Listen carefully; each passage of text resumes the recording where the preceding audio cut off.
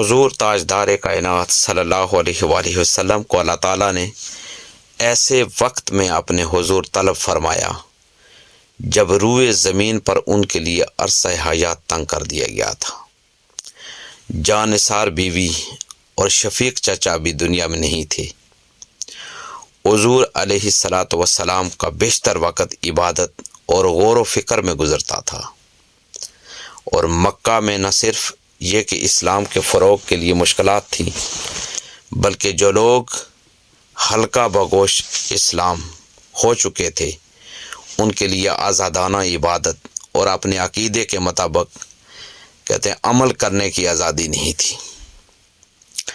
سورہ بنی اسرائیل کی جو پہلی آیت ہے اس میں اللہ تعالیٰ نے ارشاد فرمایا، سبحان الذی اسری بعبدہ لیلا من المسجد الحرام الی المسجد الاقصی، پاک ہے وہ ذات جو لے گئی ایک رات اپنے بندے کو مسجد حرام سے دور کی اس مسجد تک جس کے ماحول کو اس نے برکت دی ہے تاکہ اسے اپنی کچھ نشانیوں کا مشاہدہ کرائے۔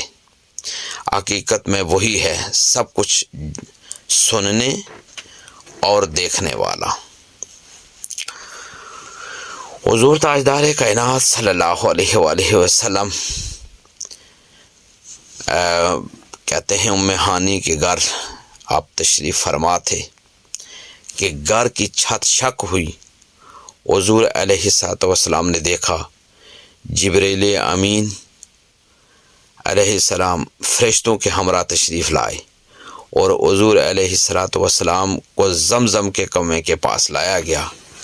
وہاں جبریل نے سینہ مبارک کھول کر دل نکالا اور آب زمزم سے دھونے کے بعد دوبارہ سینے میں رکھ دیا۔ حضور علیہ الصلوۃ والسلام براق پر سوار جبریل کے ساتھ بیت المقدس تشریف لے گئے۔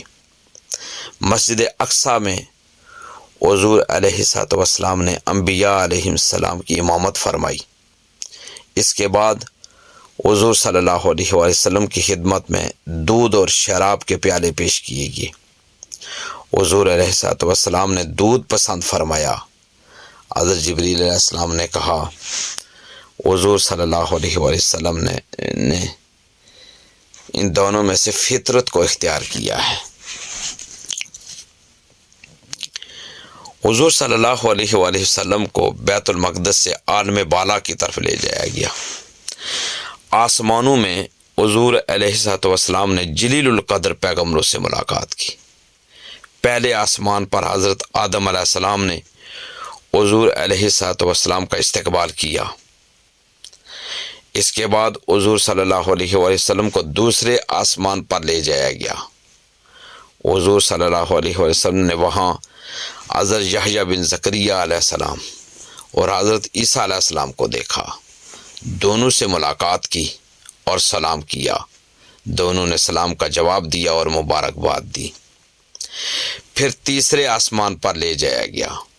حضور صلی اللہ علیہ وآلہ وسلم نے وہاں حضرت یوسف علیہ السلام کو، پھر چوتھے آسمان پر لے جایا گیا۔ وہاں حضور صلی اللہ علیہ وآلہ وسلم حضرت ادریس علیہ السلام کو دیکھا اور انہیں سلام کیا۔ پھر پانچویں آسمان پر لے جایا گیا۔ وہاں حضور صلی اللہ علیہ وآلہ وسلم نے حضرت ہارون بن عمران کو دیکھا اور سلام کیا۔ پھر حضور صلی اللہ علیہ وآلہ وسلم کو چھٹے آسمان پر لے جایا گیا۔ وہاں حضور علیہ الصلوۃ والسلام کی ملاقات حضرت موسیٰ علیہ السلام سے ہوئی۔ حضور صلی اللہ علیہ وآلہ وسلم نے سلام کیا، انہوں نے مرحبا کہا اور اقرار نبوت کیا۔ اس کے بعد حضور علیہ الصلوۃ والسلام ساتویں آسمان پر تشریف لے گئے۔ وہاں حضور صلی اللہ علیہ وسلم کی ملاقات حضرت ابراہیم سے ہوئی۔ انہوں نے حضور علیہ الصلوۃ والسلام کو خوش آمدید کہا اور حضور صلی اللہ علیہ وسلم کی نبوت کا اقرار کیا۔ وہاں حضور صلی اللہ علیہ وسلم نے بیت المعمور دیکھا۔ ساتویں آسمان کے بعد سدرۃ المنتہا تک حضرت جبریل علیہ السلام حضور صلی اللہ علیہ وسلم کے ہمراہ رہے۔ اس کے بعد حضور صلی اللہ علیہ وسلم نے خالق کائنات کی تسبیح و تقدیس فرمائی۔ اللہ تعالیٰ نے اپنے محبوب بندے حضور علیہ الصلوۃ والسلام پر 16 احکام نازل فرمائے جو زیادہ جامع ہیں اور نہایت عمدہ ضابطۂ حیات کی عکاسی کرتے ہیں۔ ان میں سے پہلے نمبر پر یہ ہے کہ تیرے رب نے فیصلہ کر دیا ہے کہ تم لوگ کسی کی عبادت نہ کرو مگر صرف اس اللہ کی۔ نمبر 2، والدین کے ساتھ نیک سلوک کرو۔ اگر تمہارے پاس ان میں سے کوئی ایک یا دونوں بوڑھے ہوں تو انہیں اف تک نہ کہو، نہ انہیں کہتے ہیں جھڑک کر جواب دو، بلکہ ان کے ساتھ احترام سے بات کرو اور نرمی اور رحم سے ان کے سامنے جھک کر رہو، اور دعا کیا کرو کہ پروردگار ان پر رحم فرما جس طرح انہوں نے رحمت و شفقت کے ساتھ مجھے بچپن میں پالا تھا۔ نمبر 3، تمہارا رب خوب جانتا ہے کہ تمہارے دلوں میں کیا ہے۔ اگر تم صالح بن کر رہو گے تو وہ ایسا بندہ سب کے لیے درگزر کرنے والا ہوتا ہے۔ ایسا بندہ اپنی غلطی پر متنبہ ہو کر بندگی کی طرف پلٹ آتا ہے۔ نمبر 4، رشتہ دار کو اس کا حق دو اور مسکین اور مسافر کو اس کا حق دو۔ نمبر 5، فضول خرچی نہ کرو۔ فضول خرچ لوگ شیطان کے بھائی ہیں اور شیطان اپنے رب کا ناشکرا ہے۔ نمبر 6، اگر تم حاجت مند رشتہ داروں، مسکینوں اور مسافروں کی حاجت پوری نہیں کر سکتے تو انہیں نرمی سے جواب دو۔ نمبر 7، نہ اپنے ہاتھ گردن سے باندھ کر رکھو اور نہ بالکل ہی کھلا چھوڑ دو کہ ملامت زدہ اور عاجز بن کر رہ جاؤ۔ نمبر 8، تیرا رب جس کے لیے چاہتا ہے رزق کشادہ کر دیتا ہے، وہ اپنے بندوں کے حال سے باخبر ہے، انہیں دیکھ رہا ہے۔ نمبر 9، اپنی اولاد کو افلاس کے اندیشے سے قتل نہ کرو، ہم انہیں بھی رزق دیں گے اور تمہیں بھی، در حقیقت ان کا قتل ایک بڑی خطا ہے۔ نمبر 10، زنا کے قریب نہ پھٹکو، وہ بہت برا فعل ہے اور بڑا ہی برا راستہ۔ نمبر 11، قتل نفس کا ارتکاب نہ کرو جسے اللہ تعالیٰ نے حرام کیا ہے مگر حق کے ساتھ، اور جو شخص مظلومانہ قتل کیا گیا ہو اس کے ولی کو ہم نے قصاص کے مطالبے کا حق عطا کیا ہے، بس چاہیے کہ وہ قتل میں حد سے نہ گزرے، اس کی مدد کی جائے۔ نمبر 12، یتیم کے مال کے پاس نہ پھٹکو مگر احسن طریقے سے، یہاں تک کہ وہ اپنے شباب کو پہنچ جائے۔ نمبر 13، عہد کی یعنی وعدے کی پابندی کرو، بے شک عہد کے بارے میں تم کو جواب دہی کرنی ہوگی۔ نمبر 14، پیمانے سے دو تو پورا بھر کر دو اور تولو، ٹھیک ترازو سے تولو، یہ اچھا طریقہ ہے اور اس کا انجام بھی بہت اچھا ہے۔ نمبر 15، کسی ایسی چیز کے پیچھے نہ لگو جس کا تمہیں علم نہ ہو، یقیناً آنکھ، کان اور دل سب کی باز پرس ہوگی۔ نمبر 16، زمین میں اکڑ کر نہ چلو، تم نہ زمین کو پھاڑ سکتے ہو نہ پہاڑوں کی بلندی کو پہنچ سکتے ہو۔ یہ سورہ بنی اسرائیل کی آیت نمبر 33 تا 37 ہے۔ معراج شریف میں بارگاہ رب العزت سے انعامات و عطیات مرحمت کیے گئے۔ مفسرین نے 3 کرامات کا بطور خاص تذکرہ کیا ہے۔ نمبر 1، سورۃ البقرہ کی آخری آیات جن میں اسلام کے رہنما اصول بیان کیے گئے۔ نمبر 2، امت محمدی علیہ الصلوۃ والسلام کی بخشش کا وعدہ، مگر جو لوگ شرک کے مرتکب ہوں گے وہ اس انعام سے محروم رہیں گے۔ اور نمبر 3، 5 وقت فرض نماز کی تاکید۔ روایت ہے کہ معراج کے سفر میں حضور صلی اللہ علیہ وآلہ وسلم نے آسمانوں میں حیرت انگیز مناظر دیکھے۔ حضور صلی اللہ علیہ وسلم نے جنت کی سیر کی اور دوزخ کے طبقات حضور علیہ الصلوۃ والسلام نے ملاحظہ فرمائے، نیک اور بد لوگوں کا مقام دیکھا اور ان مقامات پر اعمال کی جزا اور سزا کا مشاہدہ کیا۔ حضور صلی اللہ علیہ وآلہ وسلم نے جنت کے داروغہ رضوان سے ملاقات کی اور جنت کے باغوں کا معائنہ بھی فرمایا۔ کہتے ہیں کہ اللہ تعالیٰ نے حضور علیہ السلام سے کچھ وعدے بھی کیے۔ آپ سورہ توبہ کی آیت نمبر 72 کا مطالعہ کریں، اس میں اللہ فرماتا ہے مومن مردوں اور عورتوں سے اللہ کا وعدہ ہے کہ انہیں ایسے باغ عطا فرمائے گا جن کے نیچے نہریں بہتی ہوں گی اور وہ ان میں ہمیشہ رہیں گے۔ ان سدا بہار باغوں میں ان کے لیے پاکیزہ قیام گاہیں ہوں گی، اور سب سے بڑھ کر یہ کہ اللہ تعالیٰ کی خوشنودی انہیں حاصل ہوگی، یہی بڑی کامیابی ہے۔ ساری کائنات کا مالک اللہ تبارک و تعالیٰ سورہ رعد کی آیت نمبر 35 میں ارشاد فرماتا ہے متقی لوگوں کے لیے جس جنت کا وعدہ کیا گیا ہے اس کی شان یہ ہے کہ اس کے نیچے نہریں بہہ رہی ہیں، اس کے پھل دائمی ہیں اور اس کا سایہ لازوال ہے۔ یہ انعام ہے متقی لوگوں کے لیے، اور منکروں کے لیے دوزخ ہے۔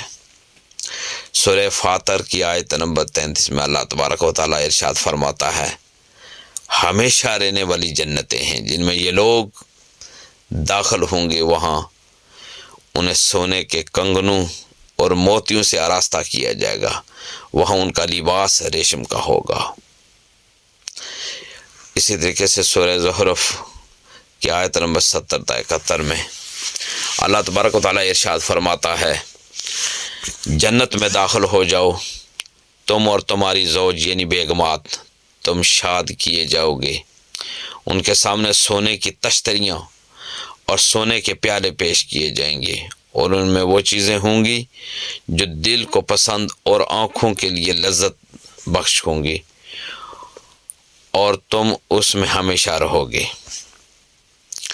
سورۃ الطور کی میں بھی اللہ تبارک و تعالیٰ ارشاد فرماتا ہے متقی لوگ وہاں باغوں اور نعمتوں میں ہوں گے، لطف لے رہے ہوں گے ان چیزوں سے جو ان کا رب انہیں عطا فرمائے گا، دے گا، اور ان کا رب انہیں دوزخ کے عذاب سے بچا لے گا۔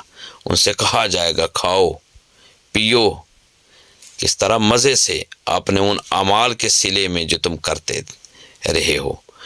وہ آمنے سامنے بچھے ہوئے تختوں پر تکیے لگائے بیٹھے ہوں گے، اور ہم خوبصورت آنکھوں والی حوریں ان سے بیاہ دیں گے۔ جو لوگ ایمان لائے ہیں اور ان کی اولاد بھی کسی درجہ ایمان میں ان کے نقش قدم پر چلی ہے، ان کی اس اولاد کو بھی ہم جنت میں ان کے ساتھ ملا دیں گے، اور ان کے عمل میں کوئی گھاٹا ان کے نہیں دیں گے۔ ہر شخص اپنے کسب کے عوض رہن ہے، ہم ان کو ہر طرح کے پھل اور گوشت جس چیز کو بھی ان کا جی چاہے گا خوب دیے چلے جائیں گے۔ ان کے درمیان ایسی شراب کے پیالوں